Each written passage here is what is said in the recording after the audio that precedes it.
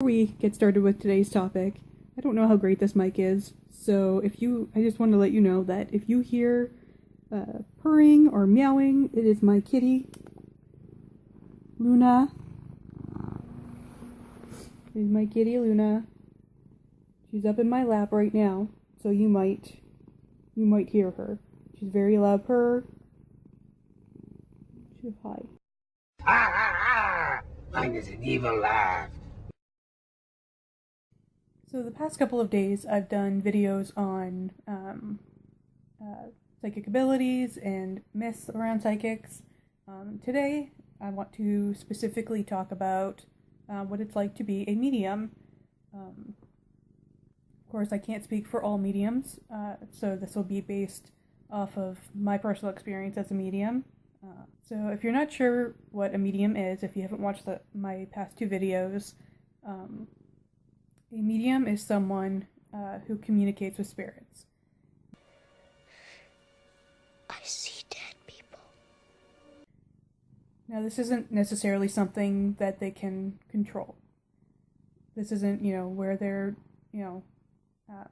trying to communicate with spirit in the sense of paranormal investigation or Ouija boards or anything like that. It's something that isn't necessarily, well, speaking for myself, it's not something that is necessarily in my control. So you may have seen mediums in movies and TV, such as The Sixth Sense and The Ghost Whisperer. Those are sort of, they're dramatized, of course, for entertainment purposes.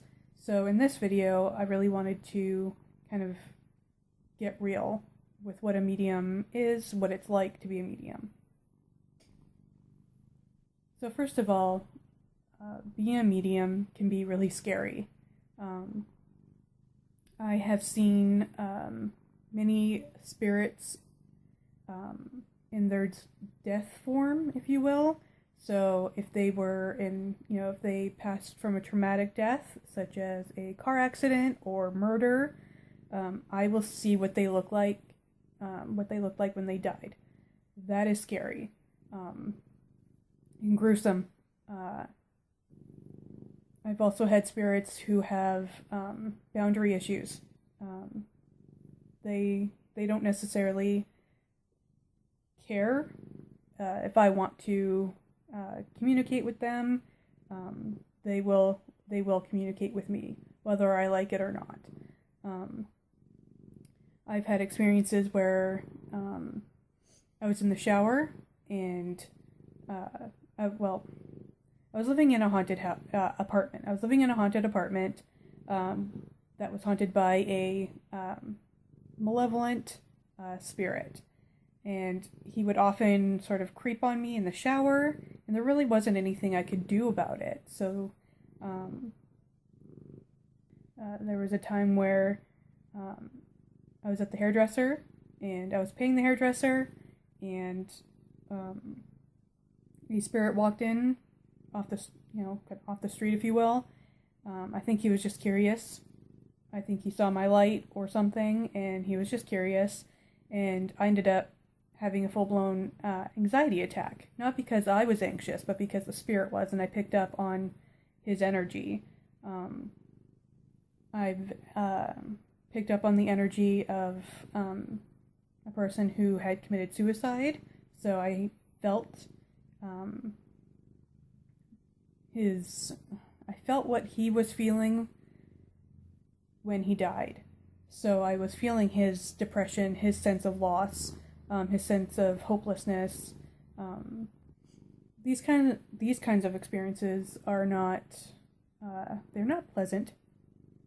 So being a psychic medium does suck a lot of the time, because you don't necessarily have control over whether a spirit is going to invade your space, how long they're going to invade your space for. It sucks when they follow you home and there's nothing you can do about it. It sucks when they're following you around when you're just walking around out in the world. that, I've had spirits who have just, they either noticed that I noticed them, or maybe they saw my light, or they felt my energy and just knew, oh, hey, that's a medium. I'm going to go, or that's a person who I can communicate with. And so they'll kind of follow you. In some cases, they can attach to you, which becomes very, very dangerous because they can make you feel what they're feeling, or so you may find that you're having thoughts that aren't yours, right? That don't make any sense for you personally. So they can make you feel depressed or anxious. They can, whether they're intending to or not, again, depending on how they died or what they were going through when they were alive, they can cause you to feel sick.